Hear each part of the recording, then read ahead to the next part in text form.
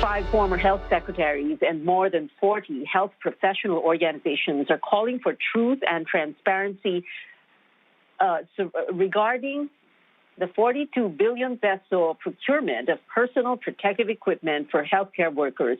President Duterte earlier ordered his cabinet to snub the Senate's investigation into the issue, but the groups say that shouldn't be the case. Our George Niles has that story. Doctors are now speaking out. They want to get to the bottom of the government's supposed anomalous purchase of personal protective equipment or PPE for healthcare workers in the midst of the pandemic. The Philippine College of Physicians says President Duterte should not obstruct efforts for truth and transparency. Aayawan ho namin ang anumang tangka na pigilan ng mga testimonya o cover-up ng totoong nangyayari. Dapat makita rin natin na talagang nagsasabi sila ng buong katotohanan at walang pressure from anywhere. The Senate Blue Ribbon Committee has been hearing the Health Department's transfer of 42 billion pesos in pandemic response funds to the Procurement Service Office of the Budget Department to buy PPEs, a move which, according to some senators, are questionable. The President and professionals are questioning the motive behind this. Hindi siya maliit na pera, 42 billion. At napunta po yung deal na yan, yung kontrata, sa isang maliit na kumpanya na 625,000 lang ang capitalization at kumita ng 8 billion the next year. Hindi ho siya biro-biro. Yung issue ng overpricing ay kailangang liwanagin at dapat siguro ay maalis lahat ng duda ng mga tao tungkol dito. Hindi lang pwedeng sabihin, porque sinabi na there is no overpricing, ay naniniwala ang lahat ng tao dito.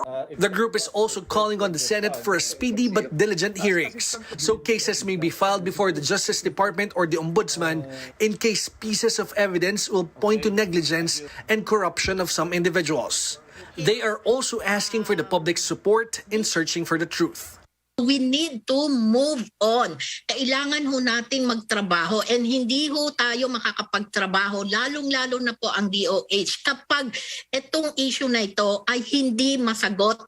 5 former health secretaries and 45 health professional organizations have signed a statement calling for truth and transparency in the supposed anomalous purchase of PPEs. George Niles, CNN Philippines.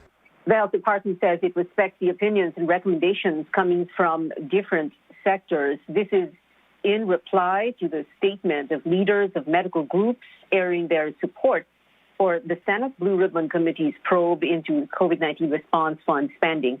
The DOH says it will continue to do its job despite the criticisms, adding that it has always been transparent. Tuloy-tuloy lang po ang trabaho natin dito sa Department of Health. Nirerespeto ho natin ang malayang pagbibigay ng kanilang opinion sa public. Dito sa amin, sa Department of Health, the national government has always been transparent. Nakapagsumiti na po tayo dito ukol sa issue na ito sa mga kinauukulang ahensya. Investigations are undertaken at iwanan po natin doon at magbibigay po sila ng resulta dito po sa mga investigasyong ginagawa. President Duterte is not retracting an order barring cabinet officials from attending the Senate inquiry into COVID-19 response fund spending. Malacanang says that the president, the number of hearings should be more than enough for the Senate to get answers. The Senate Blue Ribbon Committee postpones its next hearing, initially scheduled for tomorrow, October 12. It is unclear why. Committee Chairman Richard Gordon earlier said the committee will begin preparing the report on its findings. The Health Department reports almost 8,300 new COVID-19 cases. This is the smallest single-day increase since August 4, when new infections were over 8,100. Active cases are nearly 8,900. New fatalities also relatively low at 36, while recoveries rose by over 300. The updated case tally did not include risk from 2 testing laboratories. The independent Octo Research Group sees a steady improvement of the situation in Metro Manila. It says the 7-day average daily cases in the region has dropped below 2,000, the first time since the strictest enhanced community quarantine was enforced here in the region in August. The trend in the NCR will continue to go down. And we project that by before the end of October, the NCR could be averaging less than 1,000 cases per day. I mean, this is possible based on the current trajectory. And we could be at, moderate to low risk already by November. And that's what we're seeing, at least in the NCR. Will alert level 4 in Manila be downgraded soon? The health department is evaluating if the National Capital Region should be placed under a less strict alert level 3 by October 16th. Undersecretary Maria Rosario Berjere points out the declining COVID-19 cases, positivity rate, and number of hospital admissions. She added that if this trend continues, the government might ease restrictions by Christmas. Series of meetings starting today hanggang sa Miyerkules para makapag-present tayo sa IATF. Hindi lang naman yung projections ang kailangan natin tignan. Hindi po ngayon ang panahon para maging complacent tayo. Kahit sinasabi natin na sa Pasko, baka better Christmas na, baka mas marami ng bukas, yan po ang ating hope. Yan ang gusto natin at sana marating natin kung patuloy po nating pag-iigtingin ang mga ginagawa natin ngayon. The Presidential Advisor for Entrepreneurship also weighs in. Joey Concepcion says the drop in COVID-19 numbers is enough reason to downgrade to alert level 2 or 3 in Metro Manila and allow the reopening of more businesses. Well, preparations are in full swing. 4 days to go until the start of the COVID-19 vaccination for a new age group. After health workers, those with comorbidities, senior citizens, and economic frontliners, select minors will now be up for their anti-COVID-19 shots. Pia Honteveros has the details. The government will begin vaccinating select adolescents aged 12 to 17 this Friday. Tuloy po, nakapagsabi na po ang vaccine cluster, they will start on October 15. They will receive Pfizer or Moderna doses, the brands given emergency use authorization for minors by local regulators. To be qualified, they must have one of the pre-existing illnesses identified by the Pediatric Infectious Disease Society.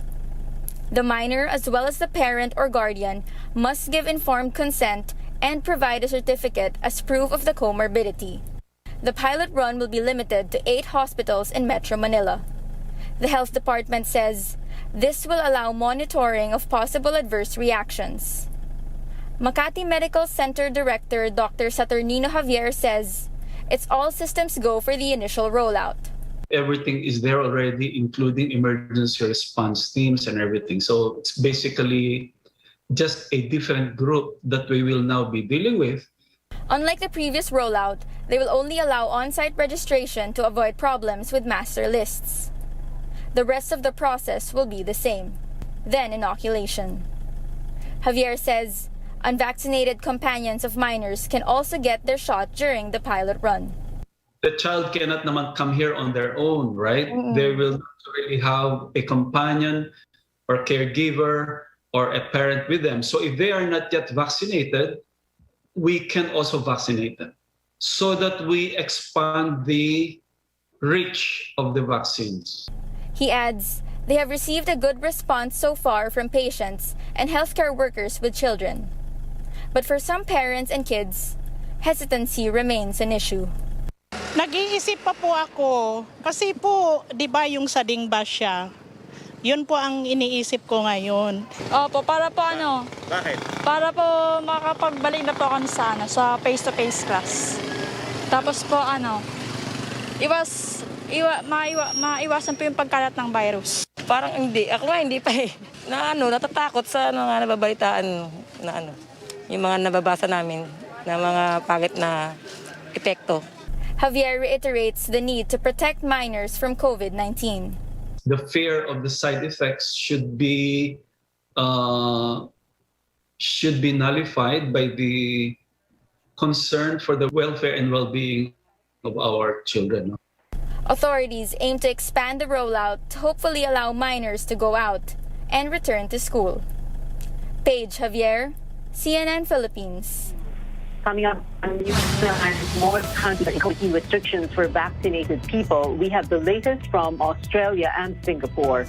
And severe tropical storm Maring continues to drench parts of the country. Details next. We'll be right back.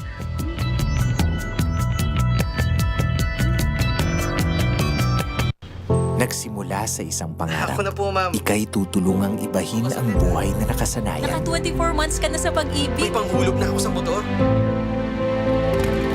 Uy, bagong motor! Gagawa ng hakbang para mapaghandaan ng forever. Ingat ka, ha?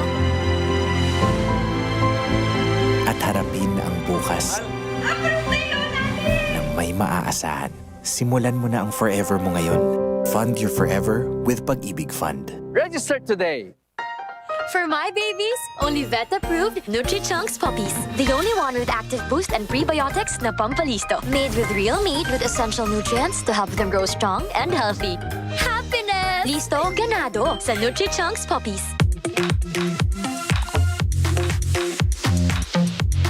We're back. Hell yeah! I take it very, very seriously. This week on Hollywood Express. F9 is already a record breaker. It's very humbling to watch them and be able to take advice from them. A magical reunion is in the works.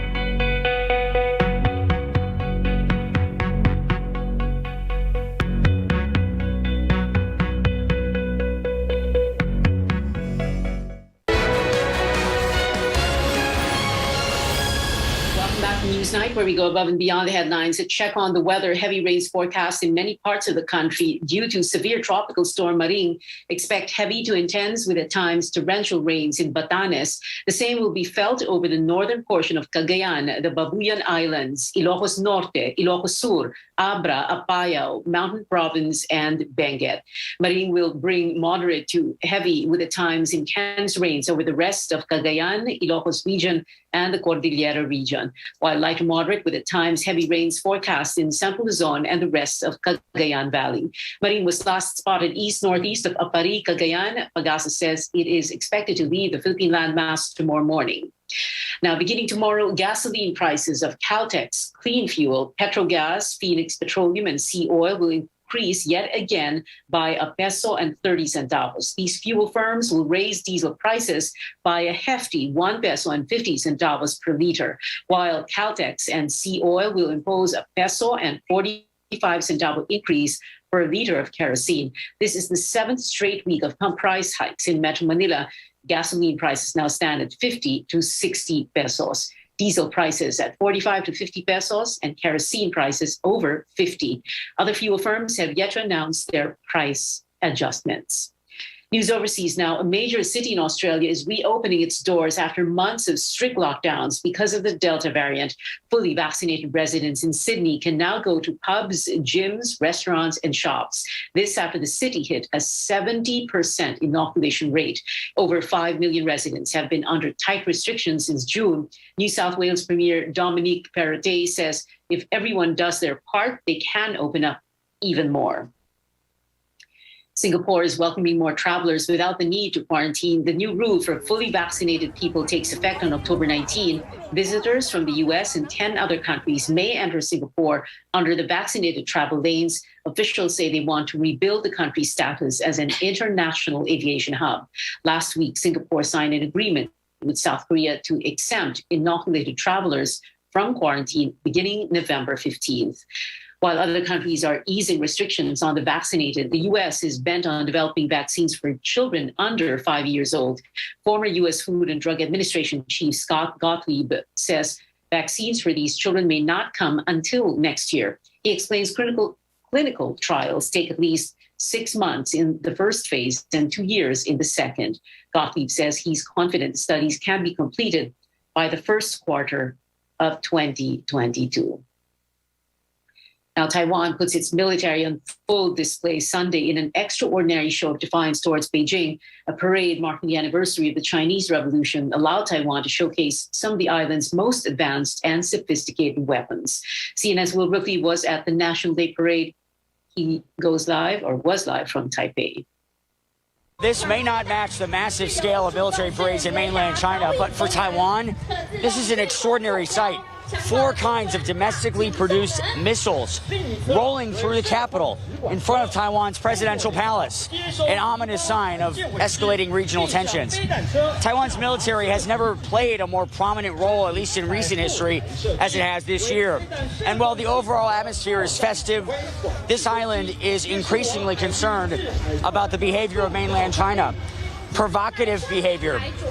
More than 100 planes entering Taiwan's self-declared air defense identification zone in just 1 week this month. And with those aerial incursions come new propaganda videos from the Taiwanese Air Force vowing to defend their national sovereignty and the weapons that they plan to use to defend their sovereignty on display here. Taiwan is vowing to up its national spending on defense by billions of dollars. In 2020 alone, reports say that they bought $5 billion in weapons from the United States, including F-16 fighters and Patriot missiles. And they're also developing their own weapons here on the island, increasingly calling on the support of the United States and other democratic regional allies to come to Taiwan's defense. Taiwan's president, Tsai Ing-wen, spoke in front of the presidential palace, laying out the situation as a fight for the future, not just of Taiwan, but the world. At this moment, free and democratic countries have been alerted to the expansion of authoritarianism, and Taiwan is on the forefront of the defense line of fellow democracies. Defending that future comes at a cost. Taiwan is having to up its military spending, even as they struggle to get a volunteer military force after phasing out most mandatory conscription here on the island. Will these weapons, will the help of the United States be enough to defend against the threat from an increasingly assertive mainland China, as President Xi Jinping vows to, in his words, reunify the mainland with Taiwan? Beijing has long claimed this self-governing island as its own territory for more than 70 years, since the end of China's civil war. Taiwan points out that they've never been ruled by the Communist Party of China, and they say they plan to keep it that way, putting their military on full display here. Will Ripley, CNN, Taiwan.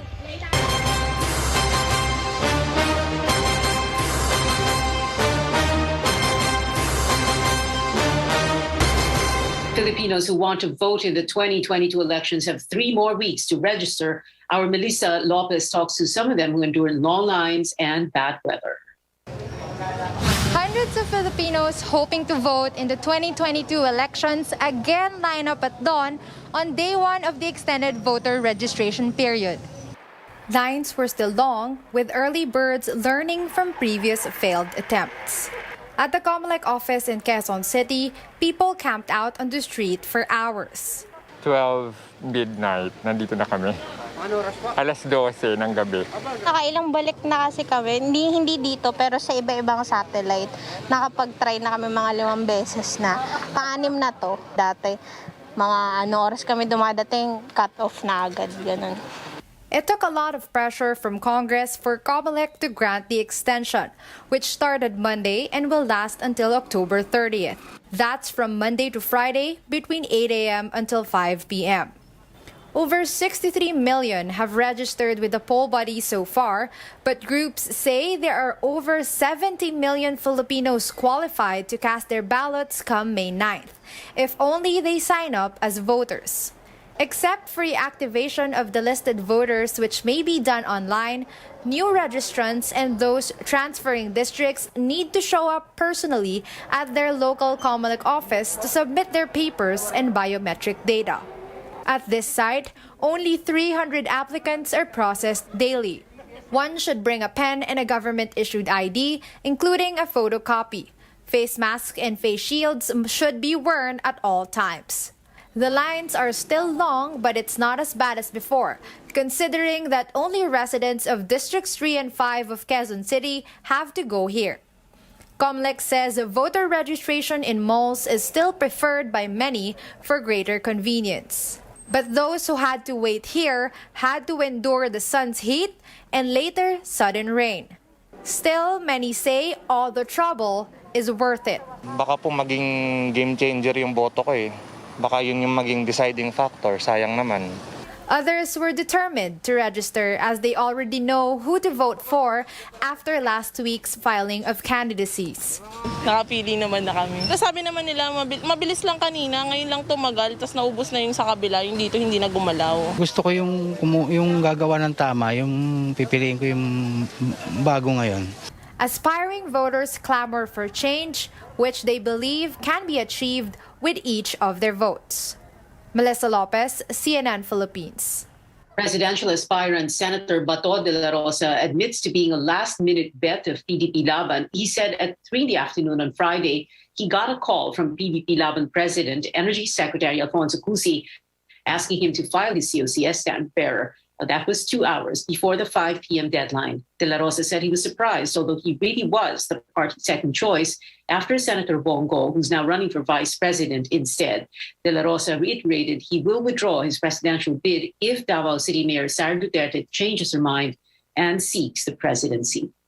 Well, hundreds are hoping to land a chance to run for the top national posts and lead the country in 2022. While there are big familiar names, there are neophytes offering a different brand of leadership, but they might not make the cut. Our Melissa Lopez returns to tell us why.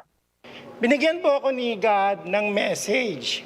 Position yourself in government that can change laws. Align these laws to my 10 commandments plus 2. Binautang ako ng Russian consortium ng 740 billion euro. Ititrade lang natin ng 200% per month. Wala ng Pilipinong maghirap. Bukas kuryente, 12,000 volts, automatic, wala ka ng COVID. Neophytes in politics face a great disadvantage as they hope to lead the country for the next 6 years. Apart from having no campaign machinery, it's even harder for little-known aspirants to get their names on the ballot. Of the nearly 100 presidential aspirants and over 100 senatorial hopefuls, many are expected to be declared nuisance bets and will be dropped from the final list by December. It doesn't take much to qualify as a contender for the country's top elective posts based on the Constitution. One must be a natural-born Filipino living in the country, a registered voter, and able to read and write. The age requirement varies per post. In that sense, all those who filed their certificates of candidacies are qualified. Each have their own reasons for running. Hirap na po kami. Ang tataas ng bilihin. Hindi ko po alam kung paano gagawin. Housing sa lahat at maiwasan na yung palalayasin at maninirahan sa daan at sa tabing ilog. To please help us in bringing the Philippine heritage wealth for every Filipino. And we are determined to do that. But not all will move forward. Magkakaroon ng evaluation ng mga kandidato. Tingnan natin kung sino yung mga merong legitimate intention to run for office at sino yung mga tumatakbo lamang just because. There are candidates who run to make mockery of the system, and there are some candidates who run to cause confusion among voters dahil may kakapareho ng pangalan. And those will be weeded out, no? Among the aspirants, 3 Marcoses are running for president: Tiburcio, Maria Aurora, and Bongbong. 2 Jinggoys are in the Senate race: former Senator Estrada and Nahar Sali. COMELEC will screen applicants based on their personal and political backgrounds. Former Commissioner Louis Guia says that includes how the aspirants acted when they filed their COCs. Hindi naman kailangan may pera yung kandidato eh. Meron kang organization, may network of supporters ka who can help you. Guia says having too many names in the ballot will be a disservice to millions of voters too. In 2016, only 6 of 130 presidential hopefuls made it to the ballot. Until then, these aspiring leaders will have to wait and hope for the best. Melissa Lopez, CNN Philippines. Coming up on Newsnight, Nobel Peace Prize recipient journalist Maria Ressa talks about the social media algorithm and how it can fail to separate lies from facts. Details when we return.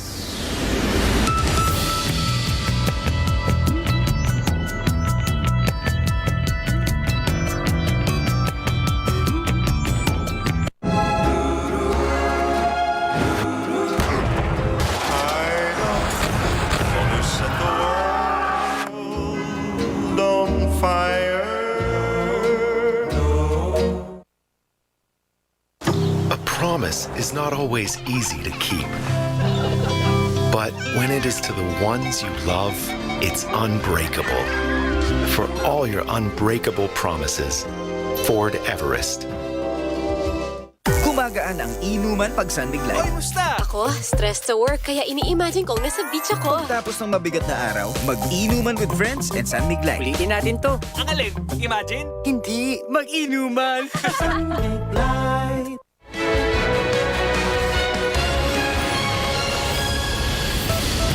You're watching Newsnight. I'm Pia Honteveros. The Philippines topped We Are Social and Hootsuite's annual report on social media usage for the 6th year in a row. But Nobel Peace Prize 2021 winner Maria Ressa warns of the dangers of using these online platforms for news. The Rappler CEO was recently awarded the prestigious honor for defending freedom of information. However, Ressa also acknowledges the problem between social media and widespread misinformation, saying the algorithm used by Facebook has potential to twist the truth.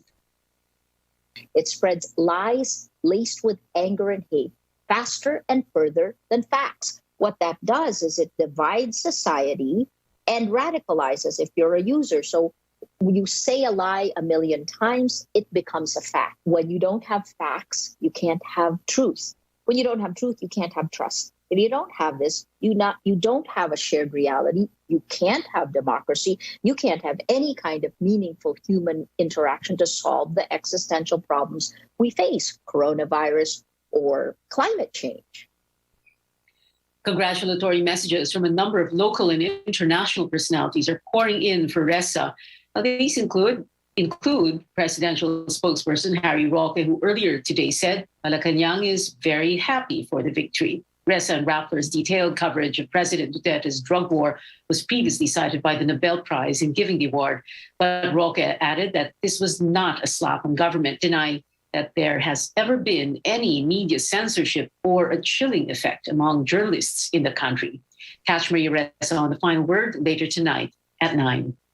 We still have 75 days before Christmas Day, and that is it for now. Thank you for watching. I'll see you again at 7 on news.ph. I'm Pia Honteveros for Newsnight, where we go above and beyond the headlines.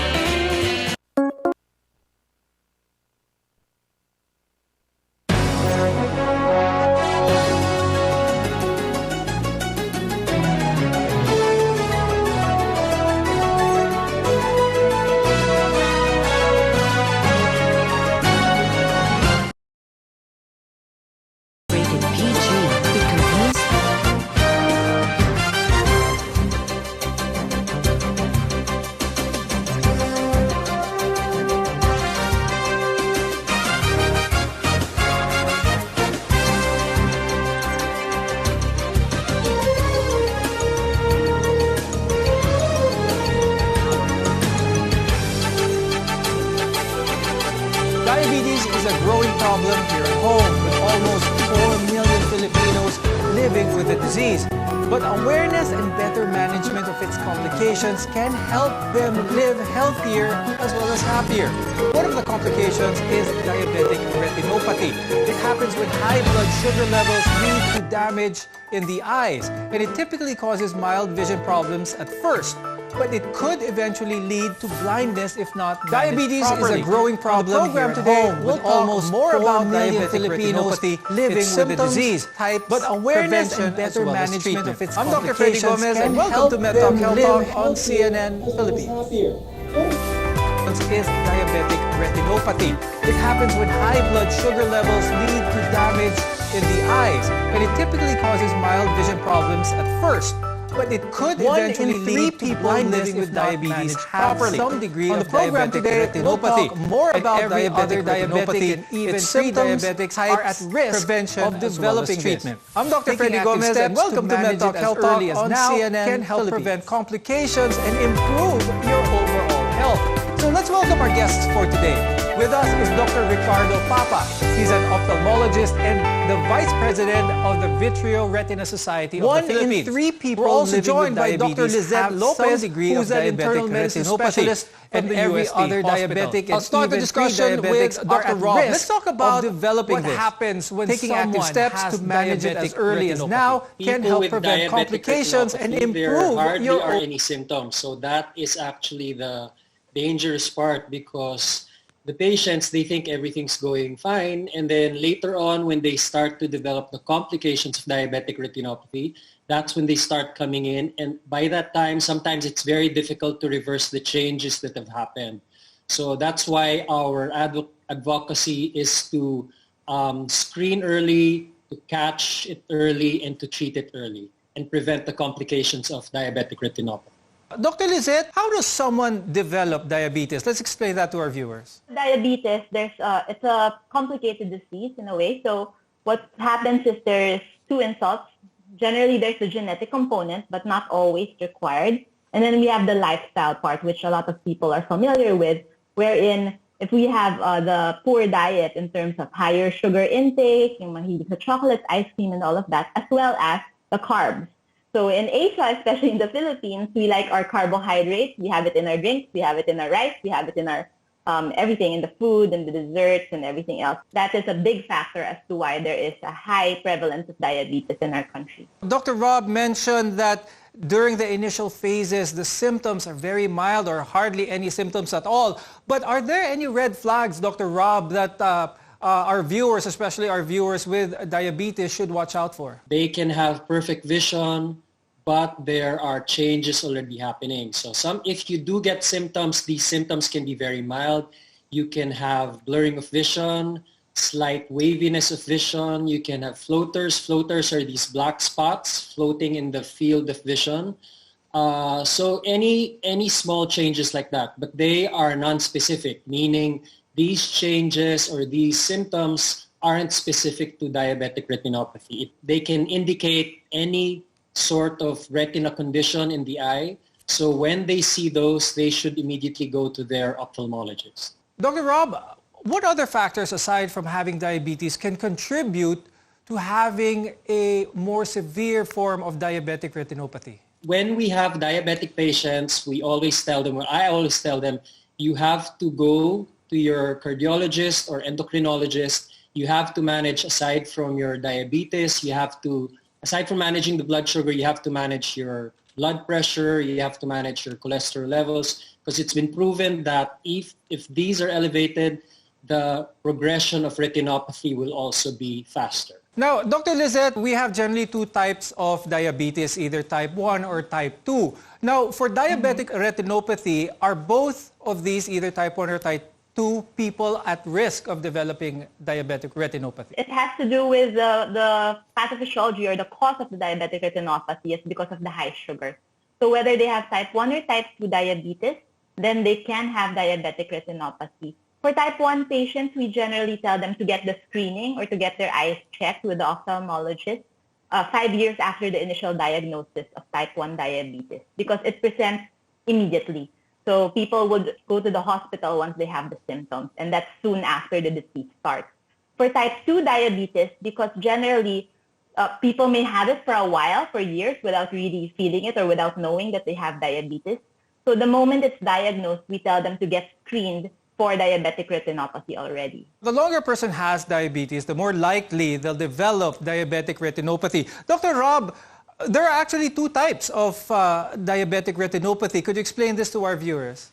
There is the non-proliferative type, which is the earlier type of diabetic retinopathy, meaning a lot of times these patients will not have any symptoms at all. And then there is the more serious type, which is the proliferative type of diabetic retinopathy. And this is the type wherein the patient will start to develop new vessels and is at risk for developing hemorrhage. So meaning immediate, there will be blurring of vision, sometimes blinding vision, and a lot of times these patients will sometimes need surgery for management later on. How can someone prevent this? Because that's what we want to achieve here. We don't want it to reach the severe type or even the proliferative type. So what's your advice to our viewers? Screening is the most important thing. A number of times I do get patients who have been diabetic for a long time and they don't know that they have to have their eyes checked. We do get a lot of those patients who already have the complications of diabetic retinopathy, and they haven't had any eye exam at all. So aside from the screening, they do need to control those risk factors like your blood sugar, the blood pressure, and cholesterol, as mentioned earlier. Now, if proliferative diabetic retinopathy is left untreated, it can lead to serious complications, and we'll talk about what these are when we return. Stay with us on Med Talk Health Talk, your partner in healthcare. This is CNN Philippines.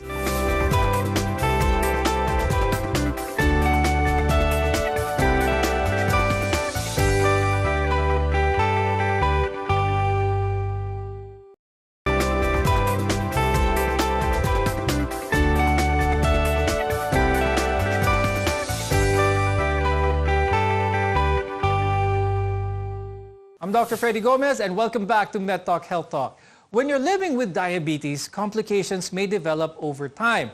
For one, diabetic retinopathy is a potentially blinding eye complication, and early detection, as in most diseases, is key. Now, Dr. Liz, going back to diabetes, aside from this diabetic retinopathy, which of course we want to prevent, there are other complications in other parts of the body which diabetes can actually do. What are some of the more severe cases if diabetes is left untreated? So we have the complications for the microvascular disease, and that's the eye, so the retinopathy, which we're talking about now. We also have, which most people are familiar with, for the nephropathy, or those who will require eventually dialysis if it's not treated. So the kidneys are affected. And then we have the nerves, and that's actually very common as well. A lot of our patients say tusok or some numbness or thickening of their hands and feet, and that's the neuropathy. What most people are not aware of is that even the nerves for the internal organs are affected. So there's the problems with the heart, wherein the blood pressure may fluctuate. There's also problems with constipation, with prolonged food in the stomach. For the more severe complications, we have the amputation because of problems in the big vessels going towards the feet. And therefore, there's also the problem with poor wound healing.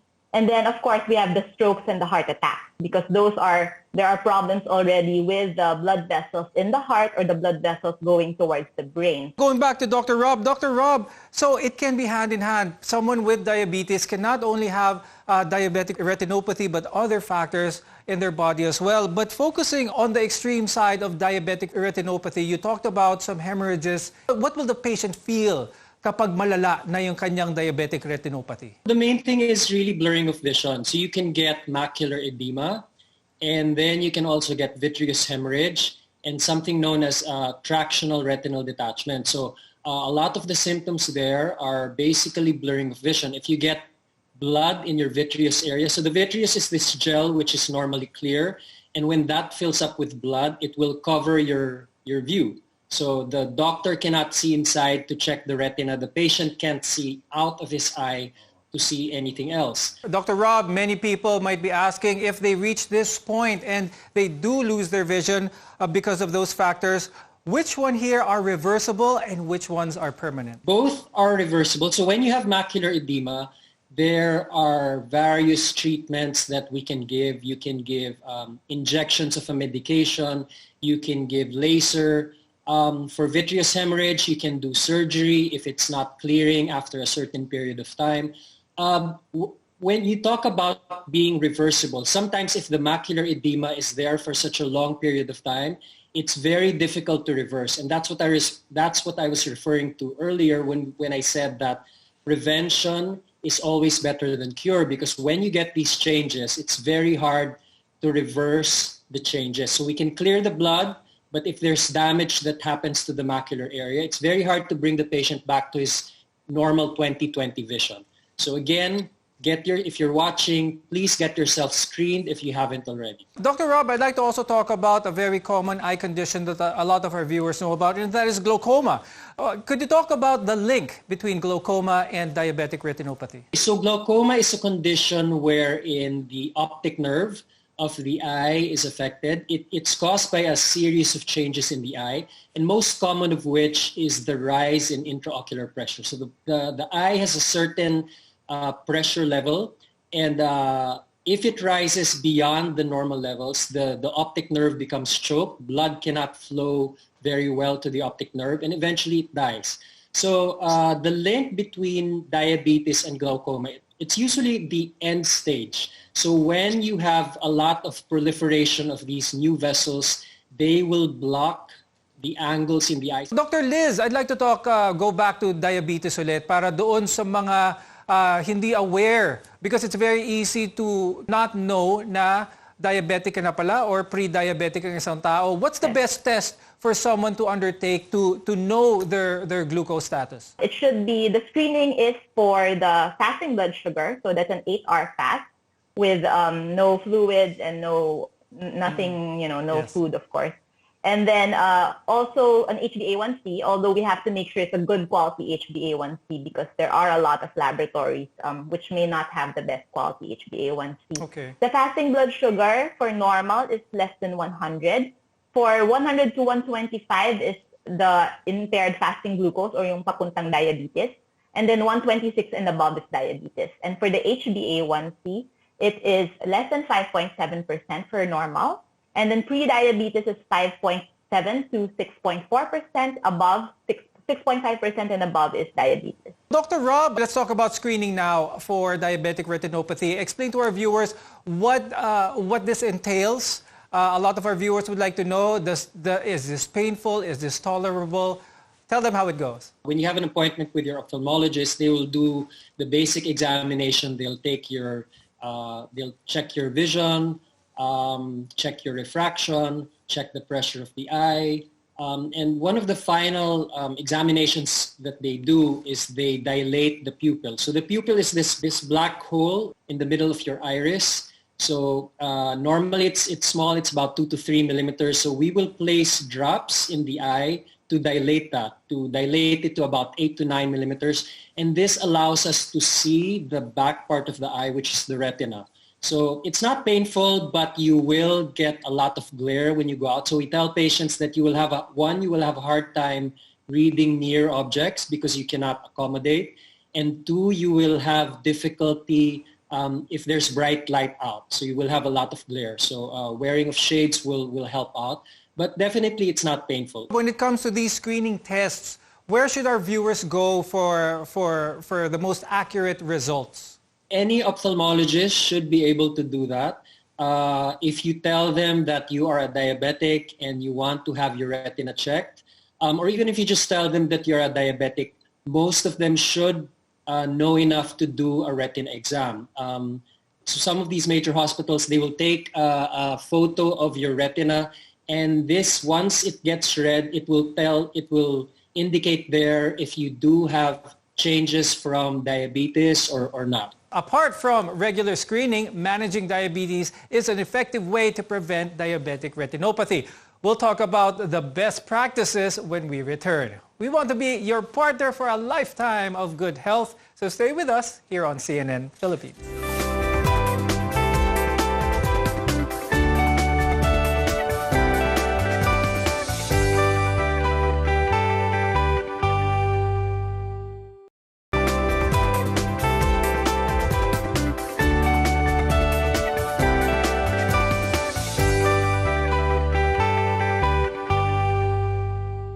One of the more common complications of diabetes is diabetic retinopathy. Today, we're talking about how to avoid, manage, and treat this condition.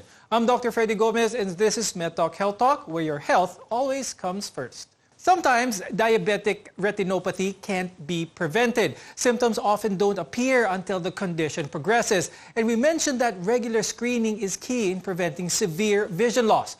but a healthy lifestyle needs to come hand in hand. Dr. Liz, can you share with our viewers some of the best practices in managing someone's blood glucose and trying to keep it in that very healthy range? Always the diet and the exercise still, so aside from the medications. Actually, I tell patients the most important part of the management is diet. So if they don't eat properly, then what happens is the medications will either not work very well or you just keep going up on them and then they end up on insulin. So the diet part is so generally that eat more vegetables first, non-starchy vegetables, right? So the more of the leafy ones and yung mga ampalaya and things like that for half of the plate. And then 1/4 of the plate is the just the carbohydrates, and that includes the starchy vegetables. And then we have the proteins at 1/4 of the plate. And the drinks, that's what we should really tell patients, like avoid all sugary drinks as much as possible. Okay. Then we have the exercise or the lifestyle part. And the general rule is, so moderate intensity exercise. It used to be 150 minutes per week. So that's around 2.5 hours a week, split up like every 2 to 3 days. However, what happens is that these days, because of the pandemic and people are unable to go out, the guidelines have increased to 200 minutes of moderate intensity exercise. High intensity exercise is 75 minutes per week, and that's if they can't even talk, or they can barely talk or just in phrases. So they really should have that sort of activity. Now, Dr. Rob, I'd like to go to treatment when it comes to diabetic retinopathy. Let's start first with the non-proliferative type. What is the general treatment for this? So for non-proliferative, it's basically observation. We tell the patient, the most important thing you can do is go regularly to your endocrinologist because we need you to control all those risk factors, the blood sugar, the blood pressure, the cholesterol. And they usually just follow up with us once a year if there are none, or there's no retinopathy, or if there's mild retinopathy. If the retinopathy is around moderate, then maybe we see them every 5 to 6 months. So if it's not that severe, it's just observation. Now, what's the prognosis for these types of procedures, Dr. Rob? How likely are they to regain their vision if they indeed have lost a certain percentage of it? So the prognosis is usually dependent on how affected the macula is. So it can range from anywhere from 50% lower to 100%, especially in those cases where the macula is not affected at all.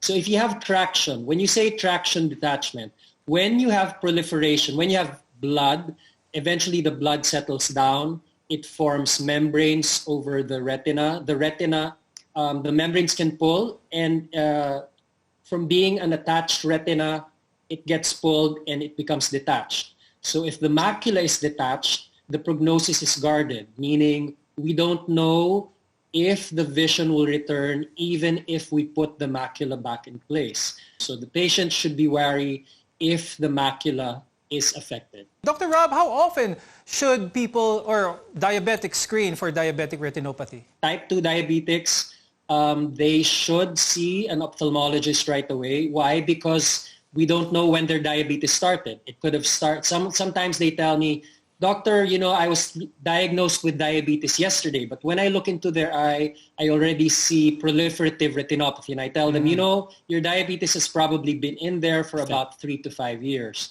So immediately when they are diagnosed as diabetics, they should see an ophthalmologist right away. Thank you, ophthalmologist Dr. Ricardo Papa and internal medicine specialist Dr. Lizette Lopez, for sharing with us your insights. Here on MedTalk Health Talk, we hope to give you the knowledge and care that you need. I'm Dr. Freddy Gomez, and we'll see you again next time. Stay safe, everyone.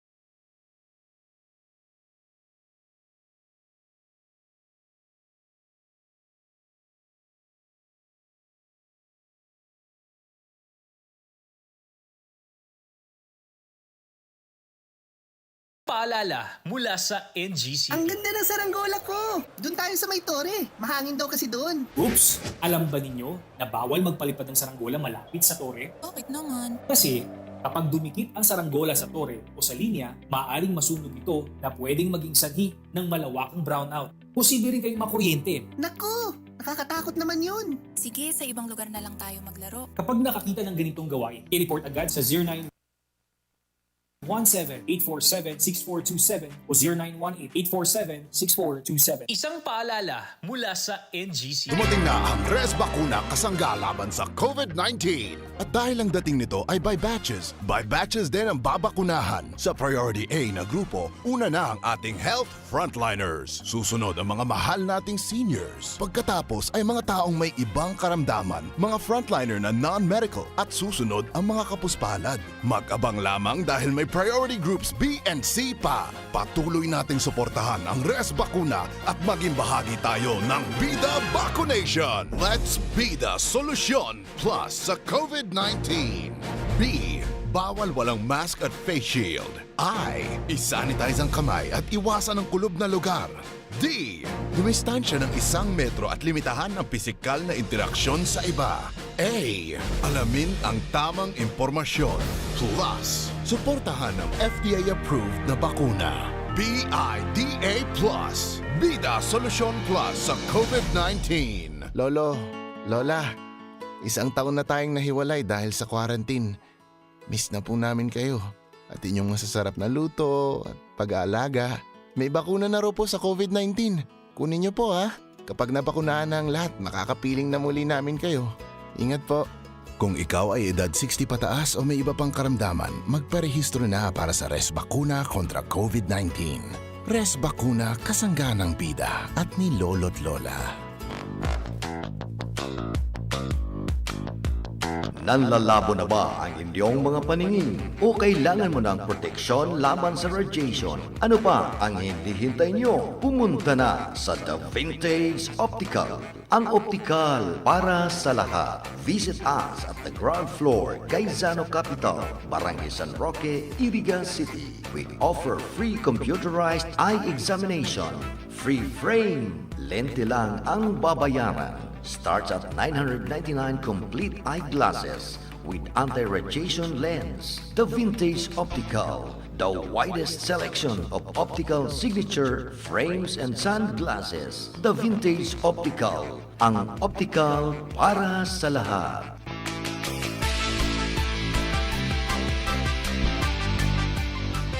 Mahal! Magtanim nga tayo ng puno dun sa may tore. Naku mahal, bawal daw magtanim ng mga puno doon. Pwedeng makaapekto yan sa daloy ng kuryente at magdulot ng brownout. Kanino mo naman nalaman ang mga yan? Hello po, ako si Linoy. Tama si Nanay. Kahit ang konting pagsagi lamang ng mga dahon o sanga ng puno sa linya ay maaari nang makaapekto sa daloy ng kuryente. Gusto niyo bang mawalan ng kuryente? Aba ayaw! Kapag nakakita ng ganitong gawain, i-report agad sa 0917-847-6427 o 0918-847-6427. Isang paalala mula sa NGC. Mare, pabili nga ng sibuyas. Ipagluluto ko lang ng ulam ang kumpare mo. Saan ba nagpunta si kumpare? Ayun, nagtatayo siya barong-barong sa ilalim ng tore. Ano? Mare, mapanganib sa tore. Tama ka dyan ate, maaaring magdulot ng panganib sa buhay at perwisyo sa komunidad ang pagtayo ng bahay o anumang struktura sa ilalim ng tore o linya ng kuryente. Naku, pupunta ko muna ang kumpare mo para mapagsabihan at maitigil ang ginagawa niya. Kapag nakakita ng ganitong gawain, i-report agad sa 0917-847-6427 o 0918-847-6427. Isang paalala mula sa NGCP. Ako po si Jennifer A. de la Peña, BSED English sa Liceo D. Masbate, taga Barangay Malinta, Masbate City. Salamat po Congressman Elsalde Esco kag Congressman Alfredo A. Garbin Jr. sa bulig paagi sa educational assistance sa pariho ko na igwasing pangarap ag ambisyon sa buhay na makaeskwela. Maging isad na teacher